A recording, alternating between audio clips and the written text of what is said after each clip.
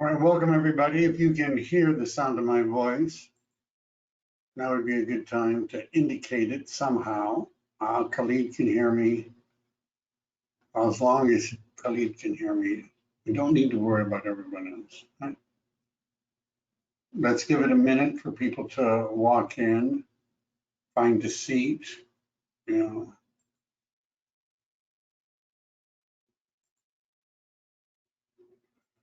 All right, let's do this. I'm going to go through some information to start with, and then we're going to look at my favorite subject. We're going to look at some forms and things like that. And we're going to be talking about referrals, adding agents to transactions, sharing with other agents, and a few other related topics. So my initial thoughts are, number one, you can make a lot of money through referrals. Now, this may come as I don't know, as a disappointment to some of you. I don't know, hopefully not. But real estate actually involves a lot of work. And there are, you sort of have to decide which niche, which arena, what are you going to do? Because real estate sales don't just happen, right? They don't just happen. It actually is dependent upon what you do. And so one of the things that you need to do is something every day, regularly, consistently, that would produce real estate business. And one area that you can devote your time to is real estate referrals. You can make a lot of money in real estate referrals. Number two, there are a lot of sources for referrals. We're going to talk about some of them. I have lists that you can look at. I also have some ideas of how you can create your own. Building an out-of-state network helps a lot. Now, I'm going to talk when I get into the pod group, the pod thing, which is coming up, about starting, maybe a state pod, but then going, I'll explain what the pod means, but then going to out-of-state referral groups, creating your own. We'll talk about that. You need to follow RESPA. One of the handouts and I'm going to go through them, is something from the California Association of Realtors, which explains the rules about referral fees. And we're going to talk about that maybe a little bit later. And it should be transparent. In other words, if you're getting one, buyers and sellers are going to know anyhow, right, when they see the closing statement, who's getting paid what and why and all that sort of stuff, right? So you might as well admit it to them that there's a referral. So what is a typical referral fee? Old school was 20%, right? That was the old school referral fee. It's gone up, and there is no, you understand, set referral fee, but then it's gone up. So now I would say 25%. If you said to me, well, Mike, what is a typical common referral fee? 25%. Now, what I've noticed, because we're in a seller's market, is that referrals for listings sometimes come at a higher price, 30%, 40%, 50%. There's one going on right now that when it's all said and done is going to be about 70%. And the reason they're doing that is because they're thinking it's going to be easy for you to sell the house. It's just going to be easy money. If you want it, you have to send it to me. Now, one of the things that I recommend when I'm talking to people that are on my team, agents that are on my team, because sometimes I think we get hung up on the percentages and are actually ignoring the dollars. For example, an agent that I was mentoring at one point who had in with a relocation company, and she was actually involved in finding them rentals, but then some of them would turn into buyers. And the company wanted like a 45% referral fee if you close the transaction. And she was closing a transaction in San Mateo County, a very expensive house, and was complaining about the referral fee. 45%, it's outrageous, I'm being ripped off. And I pointed out to her that she, for example, is from Nigeria, and her sphere of influence is in a particular geographic area. The buyer for this property that was referred to her is from China and works as an executive at Google And I asked her, can you explain to me how you would have ever met that person? Ever, because not from your sphere of influence, you know, and of course the answer is she never would have met that executive from Google, never would, except that the referral company had the contract for Google and gave her the referral. If you don't want to pay a 45% referral fee, then invest your money in marketing. You don't have to pay a referral fee, just invest your money in marketing. But my next question for her is, how much money would you have had to spend in order to snag a client making a ridiculous amount of money with a huge down payment that was really motivated to buy something quickly in a very high priced area? How would you have gotten that person? And of course, there may have been no amount of money that she could have spent that would have ever put her in contact with this particular buyer. So my question isn't what percent am I getting? I'm going to take my calculator out and see how much money am I going to make when it's all said and done. And then the question is, would I take a listing for that? Now, if you're hearing my voice, which of course, why would I say that? Because you must be in to hear it. But I think all of you realize that listings are pretty good to have right now. If you have a listing, number one, it's probably going to sell and you're going to get paid something.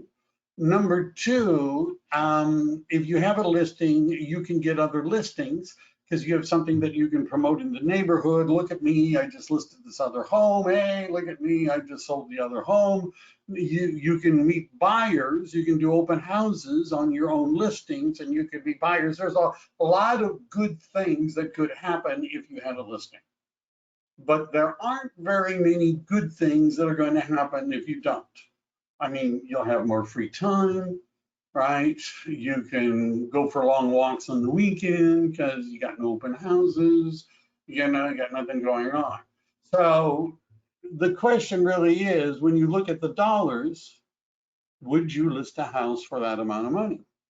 And I was explaining to another agent that I sold a property where it was a 20% referral fee, but the buyer wanted a 50% discount. We're going to talk about what that means, or credit.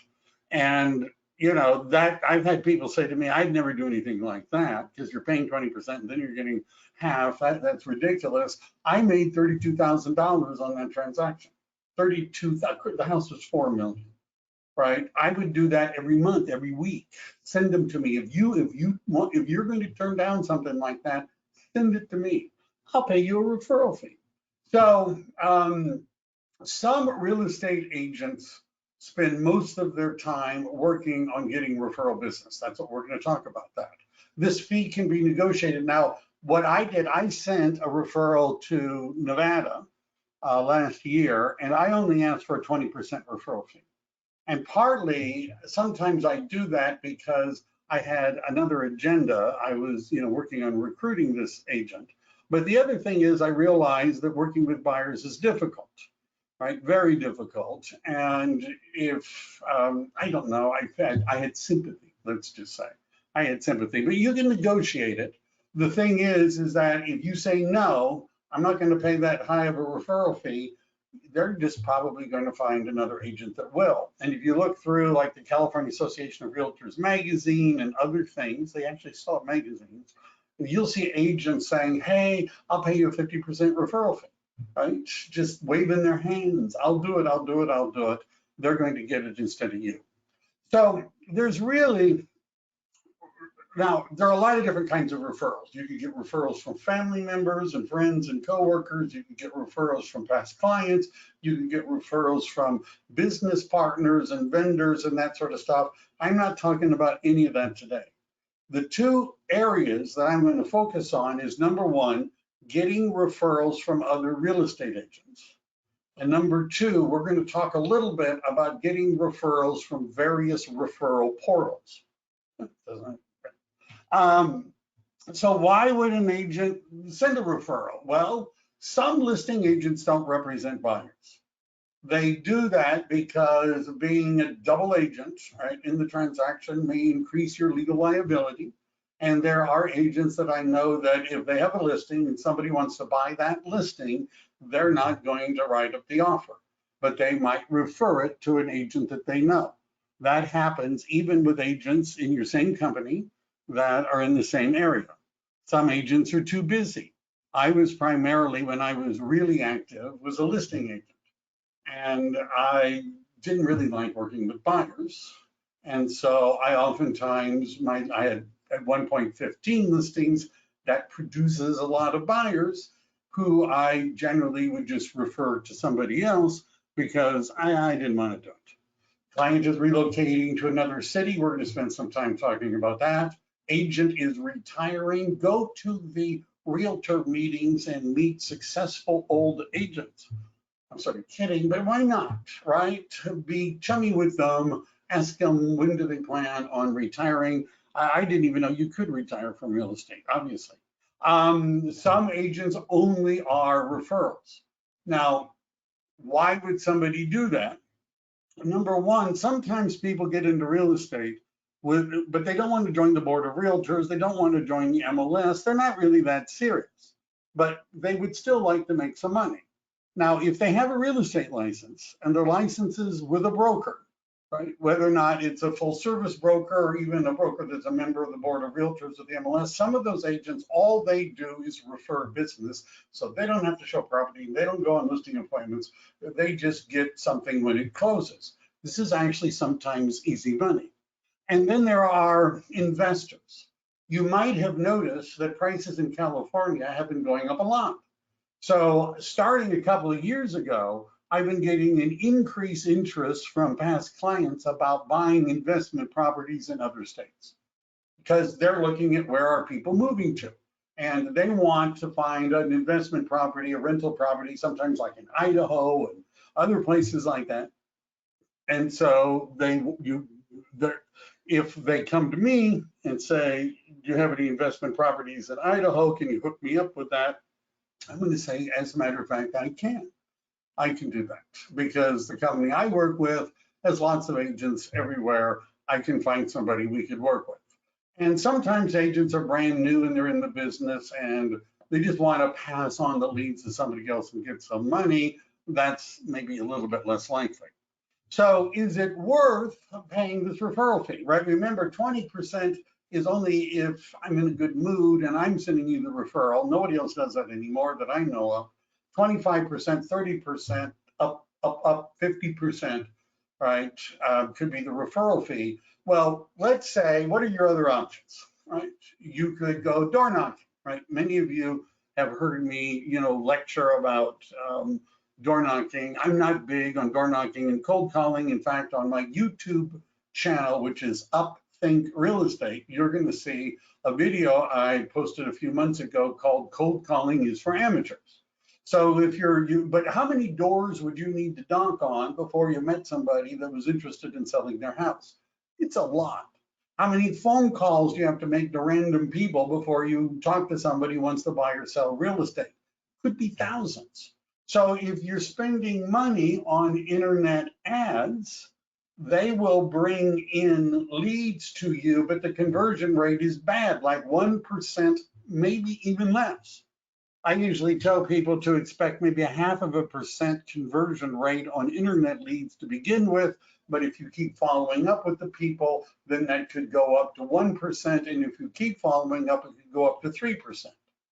But a referral from somebody motivated, like the one with Google, that executive was being relocated to Mountain View and wanted really bad to buy a house, had to buy a house. The conversion rate on something like that is 100%. All right, so that's one of the advantage. I'm not saying every referral I've ever gotten closed. I'm just saying it's closer to 100% than it is to 1%. It's a lot bigger. And then I mentioned about scaling. And the more business you have, the more business you'll get. Whether you buy the business at the beginning or earn the business or however you get the business, the more homes you sell, the more buyers you represent, assuming you're doing a good job and you have a good follow-up system, you're going to get repeat and referral business. How do most real estate agents get clients? Number one, they get them from sphere of influence or a referral from sphere of influence. And number two, the second greatest source of clients for real estate agents is past clients and customers. You need some past clients and customers. So what about the buyer rebate? So think about this. Let me see if we have a question. Can hear you loud and clear. I assume we pay a referral fee when the transaction is completed. Yes, that's true. All right. I'm going to go through the forms. And I'll get back to that question about when do you pay it.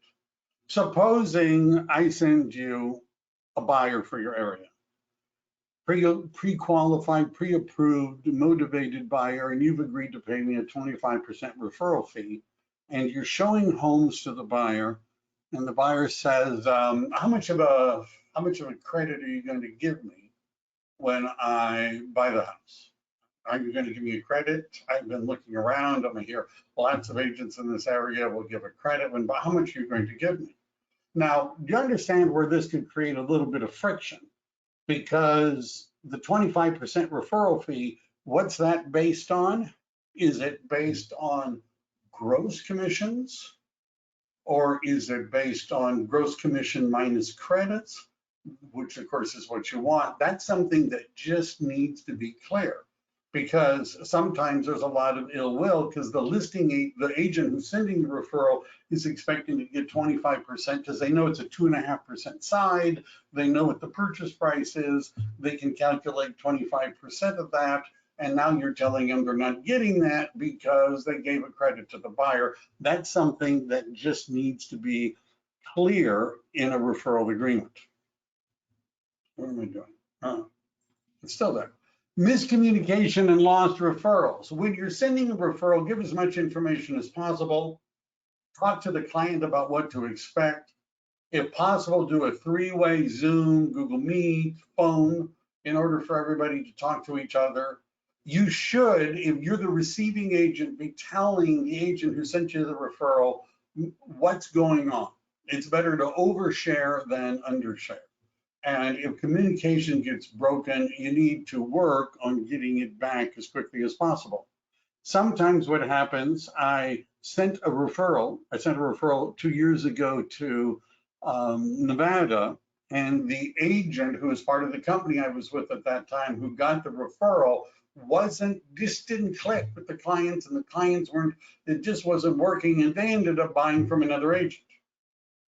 Right now, if I had known that there was a problem, I would have talked to my clients, but I got no referral fee, right? Because it got broken, the referral, because the other agent wasn't getting along, wasn't working, and didn't let me know what was going on. So building your referral agent network. Two things. One is generating referral client leads to send to another partner real estate agent. And number two is networking with partner real estate agents that can assist you. So generating referral client leads, that's the second point here, which is one of the two things. Let's say I have analyzed my area and I've been able to figure out, and the census has data, and if you Google search where are people from Silicon Valley moving to, right, you're going to find articles and things like that. So I happen to know that people from my area are moving to Texas, and they're moving to Nevada, and maybe Arizona, right? I'm able to identify those areas. If I'm doing marketing to my client base in Silicon Valley, I might mention in my marketing materials, hey, are you thinking about going to Texas? Hey, considering a move to Nevada? Looking to go out of state? Reach out to me if you're thinking about out of state purchasing, because I can help you wherever it is. And I might even offer them some information about buying a home in Texas or buying a home in Nevada, that sort of thing. So this is an important point.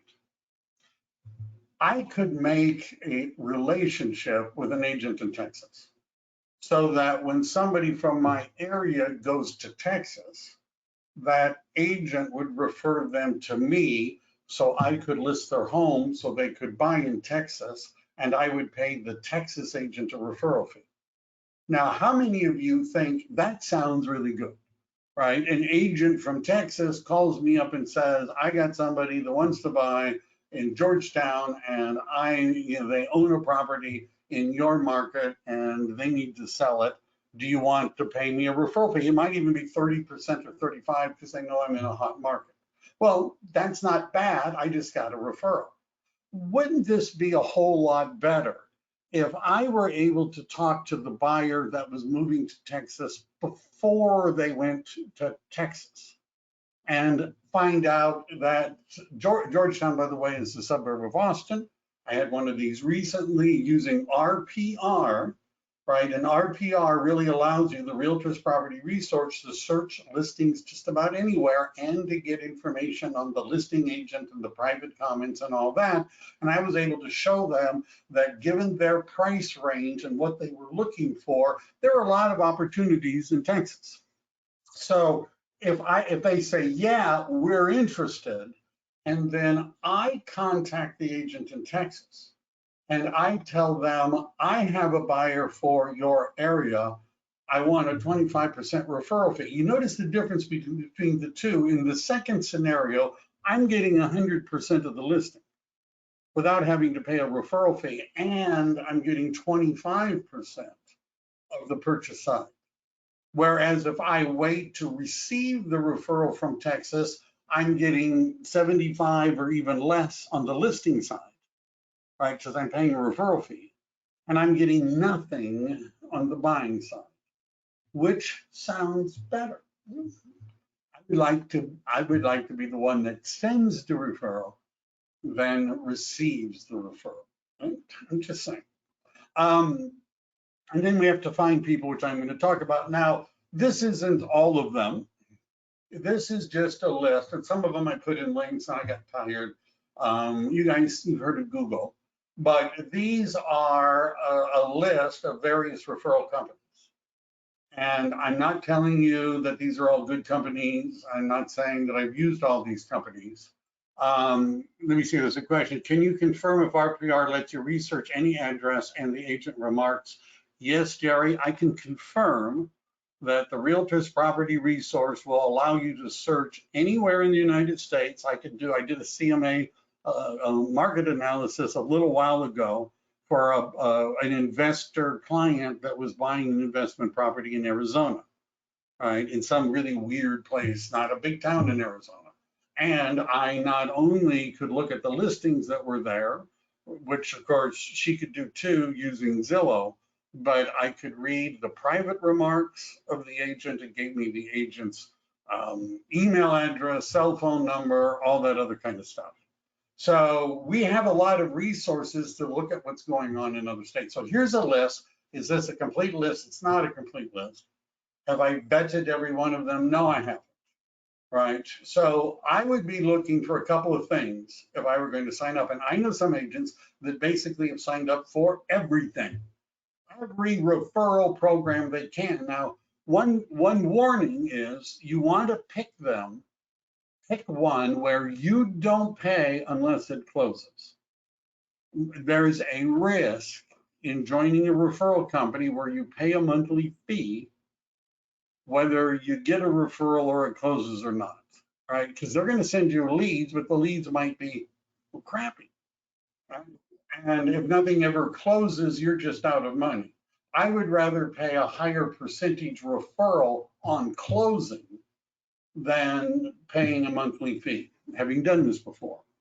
And if you just Google search, this is a list. Those first ones are hyperlinked. You could go check them out. And some of them require that you have some experience in the business. So why would you need to join other MLSs if you have this tool to begin with? Well, Jerry, they're talking about RPR. I can't tell you what the commission split is in another from RPR. And because of what's called the MLS Alliance, most of California, but not all of California, the MLSs are interconnected.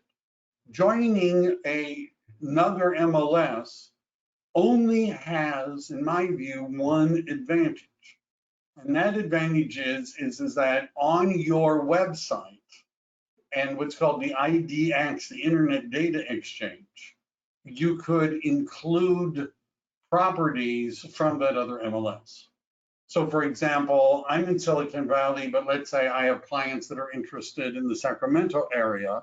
I could join MetroList, and then that would give me the ability to set up searches through my website that include the MetroList properties. But the reason I don't do that is because if I set up a search for somebody in my MLS, rather than using the company IDX system, it will include any listings that are in the MLS Alliance, which includes MetroList. It includes San Diego. It includes the big CR MLS down south. It includes Barris, the one in Northern California. It includes Bay East, which is Alameda. It includes almost all of them, right? Not Fresno, not Eureka, not Tahoe, right? But anyhow, it includes all of them. So it's easy for me to find homes for sale in San Diego. And it's not as easy for me to go show them. Same thing is true as in Sacramento. All right, moving on. I did all that. There are 4 benefits.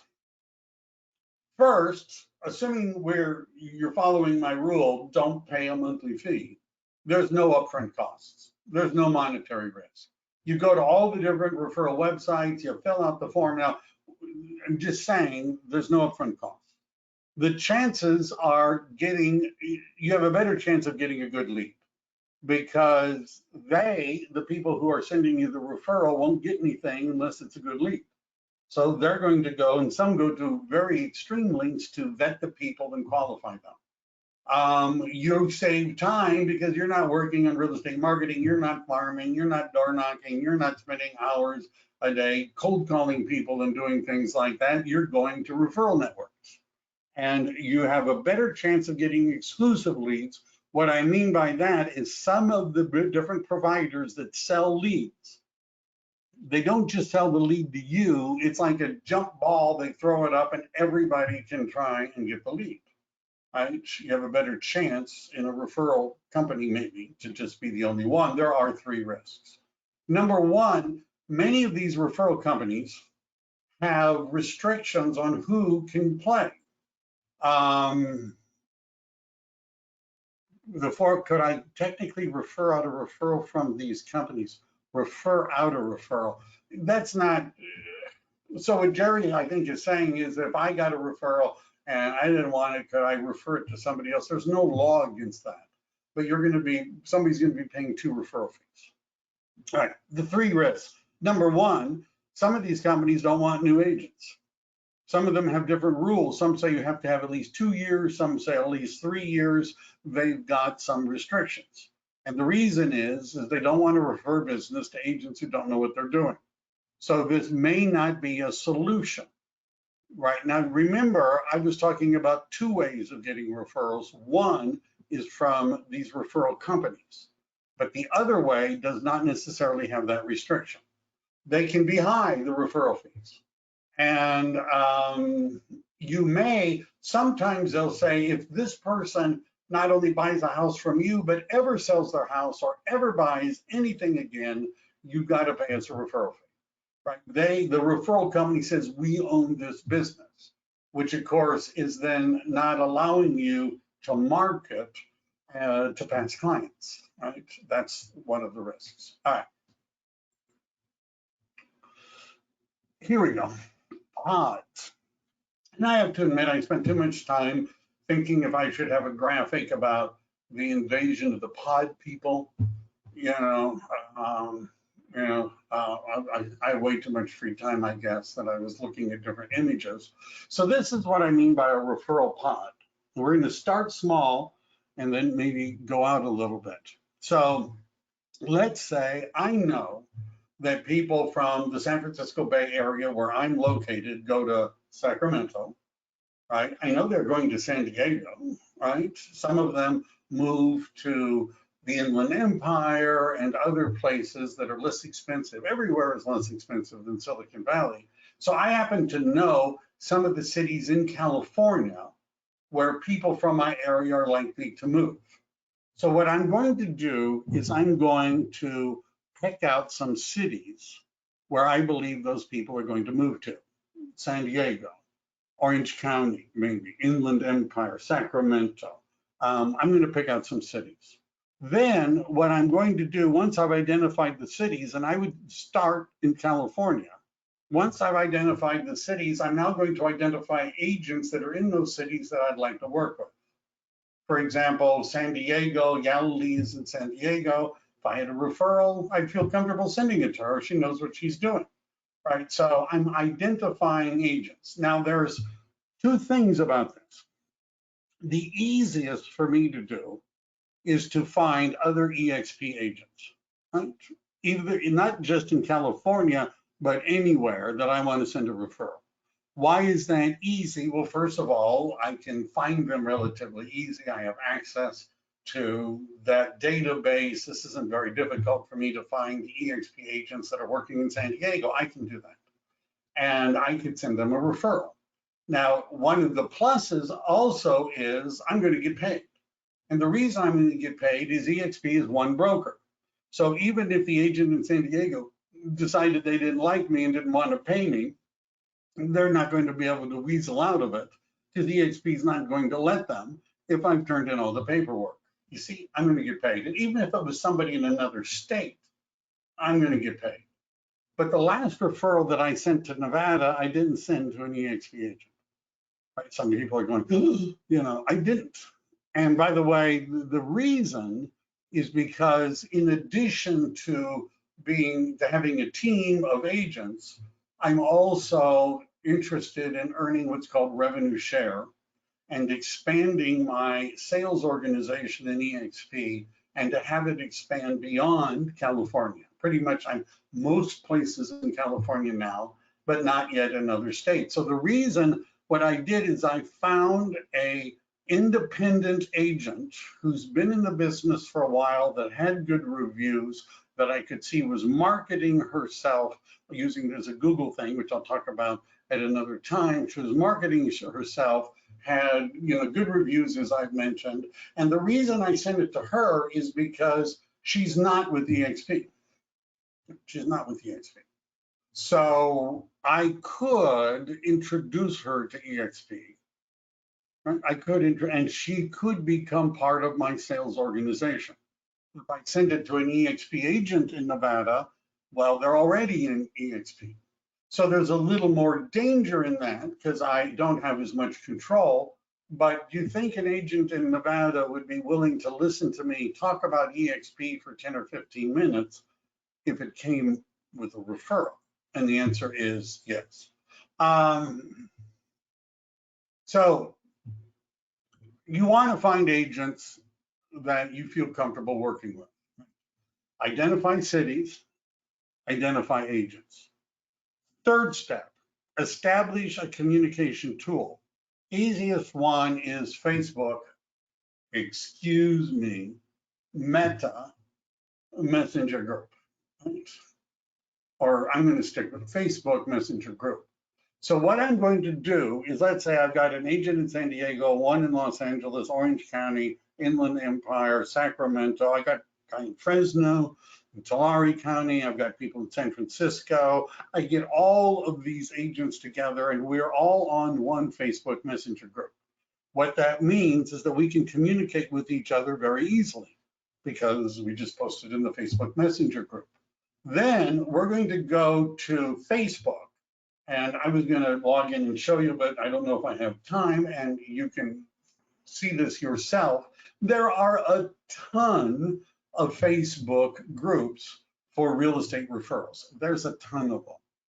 Now, if you're at EXP, you may have heard of something called Workplace. And Workplace looks like Facebook because it's Meta. It is their version of a company intranet. And EXP also has referral groups this works in both. Right now, if you're not at Exp, you probably don't have a portal that you can easily go to and communicate with about 80,000 agents in your company. You probably don't have that, but we do, and it looks like Facebook because it is owned by them, and it works the same. So I join now all of the Facebook referral groups, and my pod also does the same thing. Now, the reason we're doing this, and those of you that are familiar with OpCity will understand the pain. Like OpCity is, without going into great details, it's an app, right? And so what OpCity does is they shoot out a referral, and whoever clicks on it first, right, I'll get it, I'll take it, gets it. So you understand there are agents that are just sitting. I've known agents that have hired people that just sit there looking at that, and so that they can click on it when it comes up. You understand? So when a referral gets posted on these groups, other real estate agents have a tendency to pounce on it and say, me. I'll take it, I'll do it, right? So let's say I'm in a referral group, Facebook or otherwise, and I see somebody posting I'm looking for a good buyer's agent in San Diego, right? I'm having to be there at the moment. I see the post.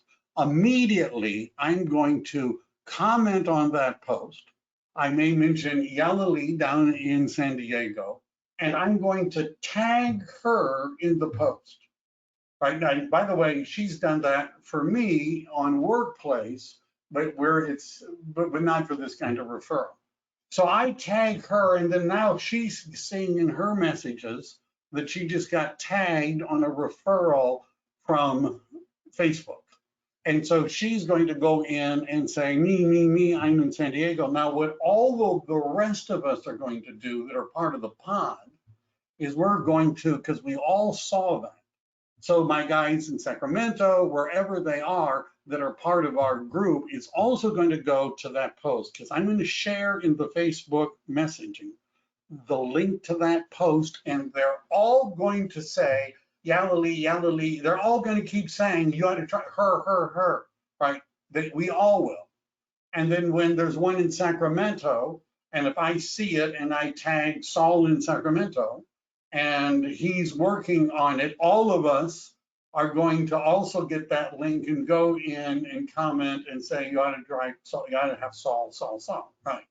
Now, you see what that's doing? This is a numbers game, because you post that referral and you see this swarm of agents saying, me, I'm great. But then you see one agent who keeps being recommended by other agents. So the guy from Sacramento says, Yalali is great, she's fantastic, you ought to work with her. The guy from San Jose says, she's great, you ought to work with her. You send her the referrals, you will never be. Somebody from LA says, yes, that's the one you ought to send it to. Do you think that might influence the poster's opinion about who ought to get the referral? So everybody see where I'm going with this? And so if you have a big enough pod, and this is how you want to find people that are interested in doing what I'm talking about, so that we can promote each other. And if we keep doing that, we're going to get more referrals. And I've seen where sometimes even other agents, because they keep saying this, all these agents saying this is a good referring agent, volunteer. Well, you ought to call this person in San Diego. I hear she's really good.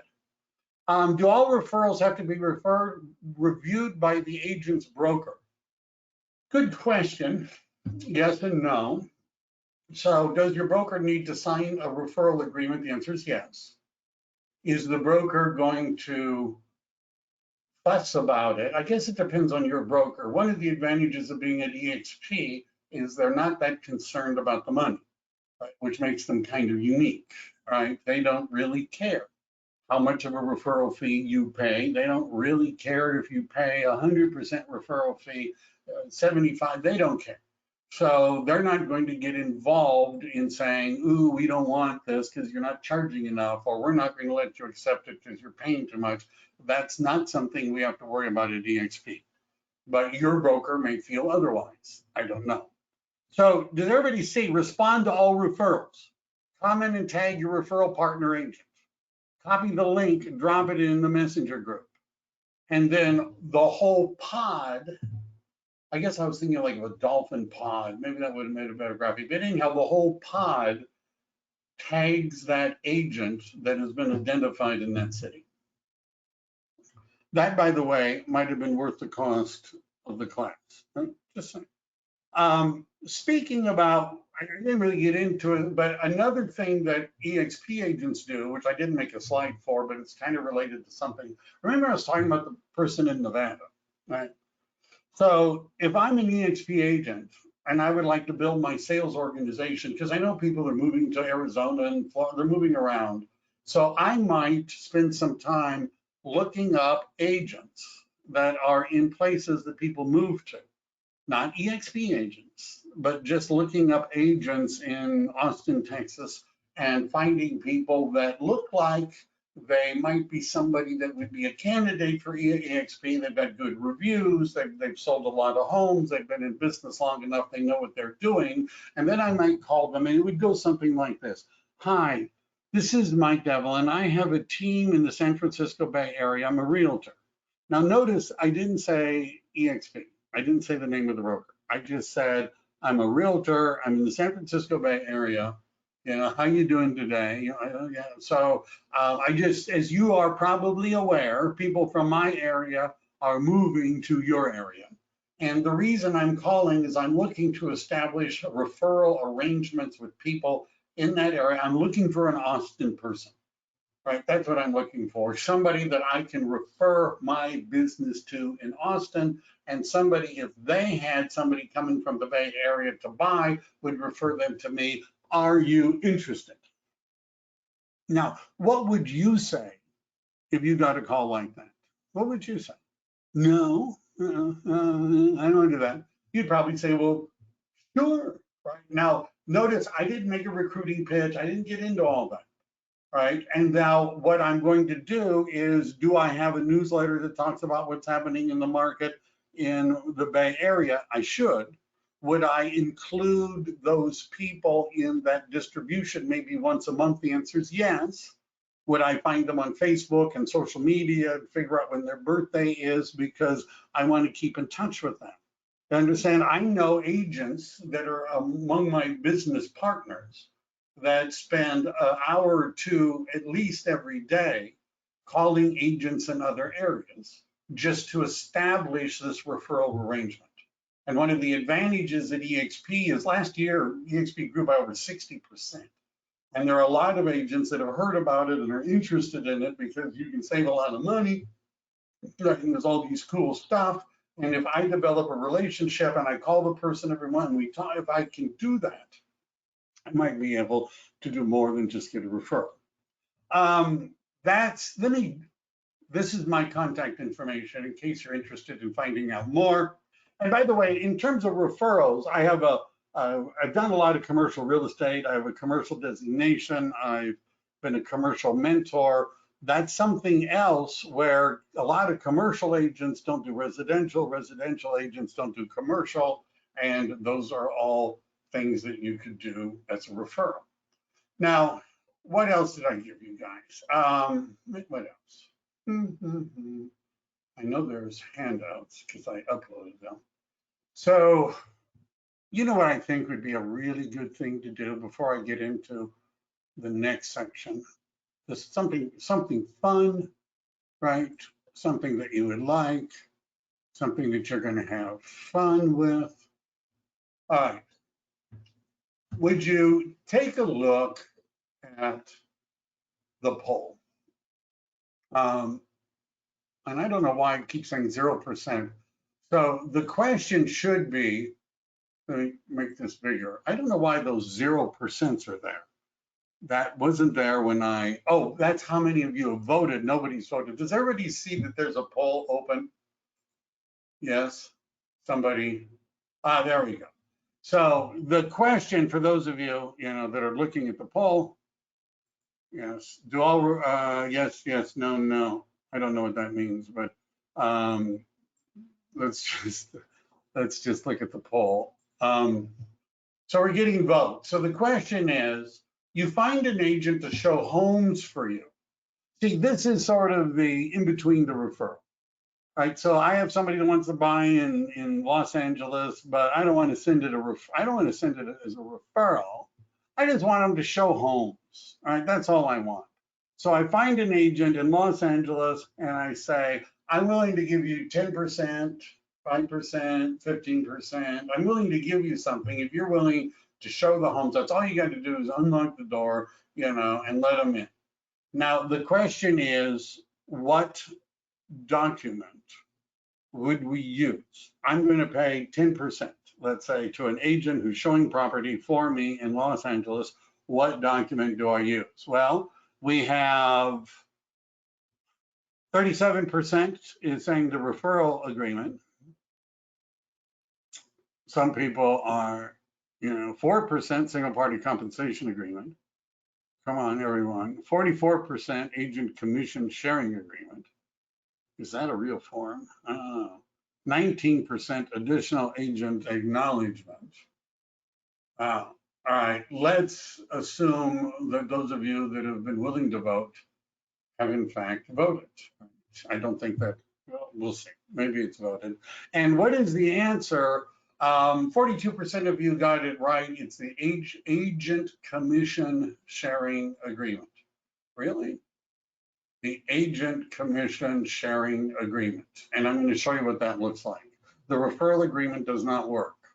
The single party compensation agreement and commission agreement are what you would use if you were showing a property to a for sale by owner and you wanted to be paid if your clients bought it. An additional agent acknowledgement is something that you would do if you were adding an agent to the transaction. The correct answer is the agent sharing agreement. Now, what I'm going to do is download the results of the poll, and it has everybody's names with it, right? It has everybody's names, and we're sending it to the Department of Real Estate, who picked which ones, unless you send me, $5 or something. Well, maybe not. All right. So let's take a look at a couple of the forms. This is the standard California Association of Realtors Referral Fee Agreement. Now, if you're in EXP, they've gone to the trouble of putting together a bunch of documents. There's a folder called California Helpful Documents, and in that folder is another folder that talks about how to fill out the referral agreement, and it's even got a sample, right, which I might as well use for this purpose, even if you're not. I have a sample. And the sample, this is how you would fill it out, right? Most of this you would have figured out. See, this is the question. If the agent in Los Angeles is getting 10% and I'm getting 90% because they're showing the property, who's the referring broker? Who's the referring agent? Well, if I'm the referring agent, then they should be paying me 10%. Right? Because it's the one who receives the referral that pays the referral fee. But I'm paying them the referral fee of 10%, not them paying me a referral fee of 90%. You understand? No matter how you think about it, it's not going to work. Right? And then you would put down your name and fill out. Most of this is pretty self-explanatory. You would put in the commission. You would check all of those boxes. You would put in any other information, and then we sign it. And yes, our broker has to sign it, or a manager if you don't, like EXP doesn't have office managers, thank God. I've never had good relationships with office managers. But anyhow, they don't have office managers, but we got a whole bunch of brokers, right? So the broker signs it, your office, who knows, maybe it may be a manager, maybe the broker, it's sent to the other one, they sign it, we have ourselves a referral fee agreement. Now, EXP, like many companies, when I was at KW, they had one, they had their own internal referral agreement. It really doesn't matter, right? Doesn't matter. But this is what the agent commission sharing agreement looks like. So we put in my name and my DRE number, the agents, the 10% agent in Los Angeles, their name and their DRE number. We put in the date. I checked that box because I've done this recently, but it doesn't have to be. but a fixed term would be 12 months, right? That's the, sometimes I would make it longer, but you know, if they're not going to do anything for a year, I'm not really too sure how good of a lead that is. If you don't want to do a fixed term, then don't, right? Whether ongoing or fixed, either party can terminate with 30 days notice, or you could chase completion of a transaction as further described as follows. And then here is where in those 2 lines, you might describe what it is they're looking for. A single family home in Georgetown, Texas, under $500,000. I haven't looked at the prices. Licensing requirement is just a boilerplate thing. Scope of agent covered transactions. And it says it shall apply to all transactions entered in during this agreement, which AL, now what we're talking about is AL, which is Associate Licensee 1 and Associate Licensee 2, in which AL, Associate Licensee, is entitled to compensation, except I never check any of these boxes, right? There's no reason to, right? But basically, I'm saying if I send you a referral, I don't care what they buy, you're going to have to pay me. If it's the check mark was just there because this was residual from one I'd helped an agent with, but sometimes I'm going to pay them a certain amount to show a specific property, right? But you could check whichever box is appropriate.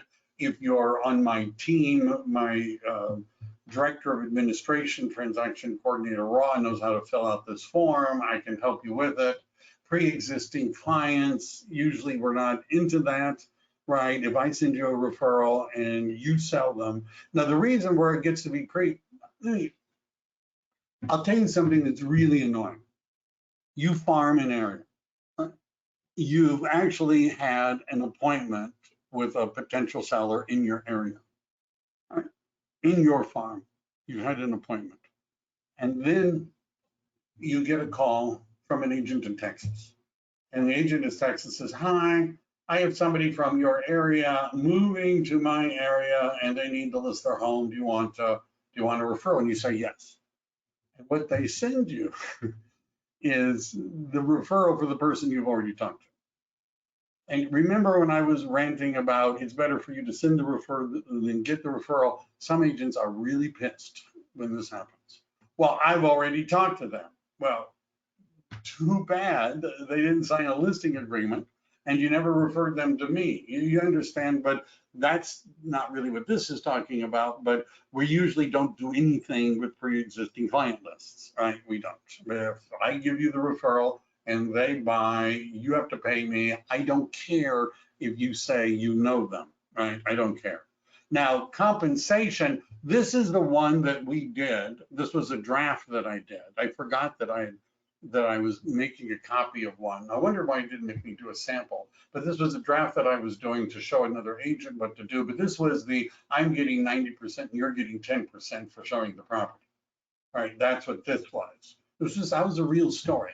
And so for pre-existing clients, it really doesn't matter. Shared clients, we didn't fill out the whole thing. This is just an example. I would be putting the 90 and the 10, both with both up here. I didn't do it because I wasn't really planning on this being let's fill out the form, but I would put 90 and 10 here.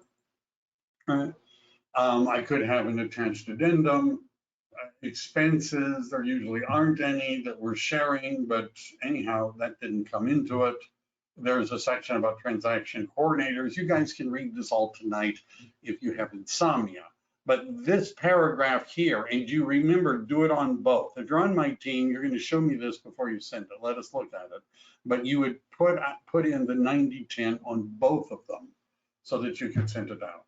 And then the rest of this is just boilerplate stuff. You're welcome to read it, whatever. Then once everybody signs it, there it is. There we go. We're on. Now, the additional agent acknowledgement, this is where you're adding an agent to as a buyer's agent or as a co-listing agent. This is where that is. How would the listing referral be handled? The same way.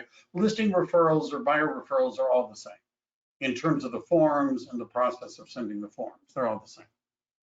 All right.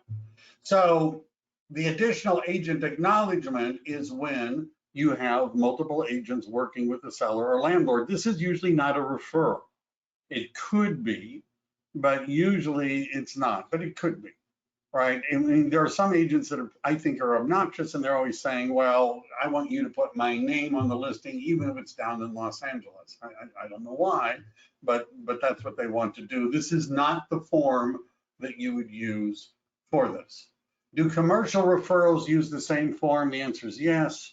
What if you have an agent commission sharing agreement with an agent in Los Angeles and the client does not buy in Los Angeles and buys in San Diego? You would make the agreement be broad so that it covers anything, right? Don't like if I had somebody said Los Angeles, I would say Los Angeles or other areas, right? Because I'm not, I just would. Right. And sometimes you might have a different agent in San Diego than Los Angeles, right? Just because they're, an hour apart or so, and you might have a different agent, but you don't need to, right? So don't limit the referral to make it too specific, unless you actually know this is the house I want you to show them. Right? I want you to show them a whole bunch of houses. I just want you to show these, that you can make it specific to properties. Otherwise, you want to make it as general as possible. All right. What else? I'm running out of time. What have I also given you, just in case you guys? So this is something from the California Association of Realtors, which I've included about referrals and RESPA, and they have some interesting things here. You might want to just take a look at it. What does California law say about referral fees? It prohibits a licensee from paying a non-licensee from performing licensed activities. This applies to all types of real estate, regardless of the financing. That's what the California Association of Realtors say.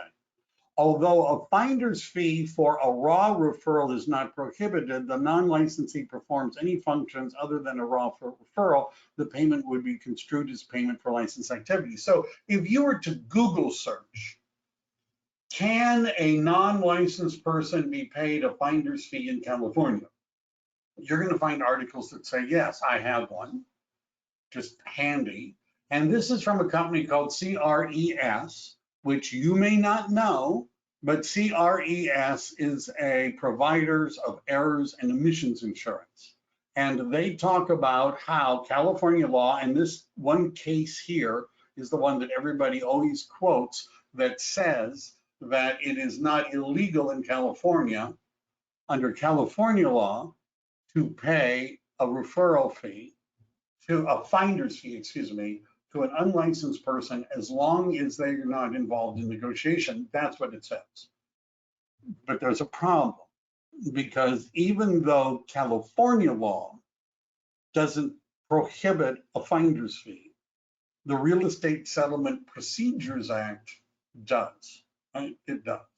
So there's some examples. The goodness of my heart referral, you can look through all of these. These are some different examples of how people, got a referral, and the question is it a violation or is it not a violation? And then the other thing that I've given you, because I know you guys need some more reading, that's not it. Referral fee agreement, referrals.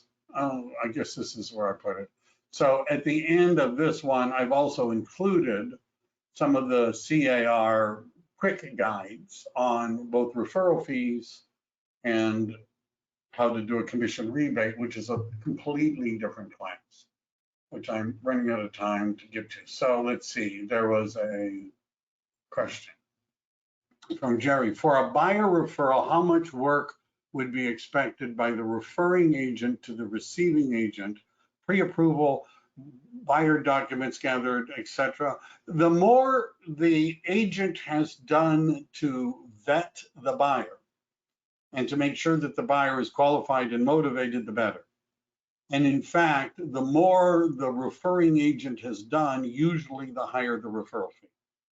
right? If all I do, Jerry, is say, hey, here's a name and a phone number, I really don't know, but they said they're interested in buying in your area, call them, see what you can do. Right now, I shouldn't expect a huge referral fee for that. But if I say, look at, I already shown people they've been looking at properties on Zillow in your area. Here's their pre-approval letter from the lender. Here's their contact information. This is what they're looking for in a house. This is what they say are their must-haves. That's a better referral. It is probably worth more than the one that just says, I got a name and a number. All right. Well, it looks like our time has come to an end once again. If you're interested, I have a team at EXP, and if I also coach and mentor agents, and if you're wondering why are so many people joining EXP and I haven't, reach out to me. If you're new at EXP and you are looking for a mentor or a team, reach out to me. I'd love to talk to you about all that. Other than that, I'm done for today. Well, I'm done with this for today, and I hope everybody has a great afternoon and stay safe out there.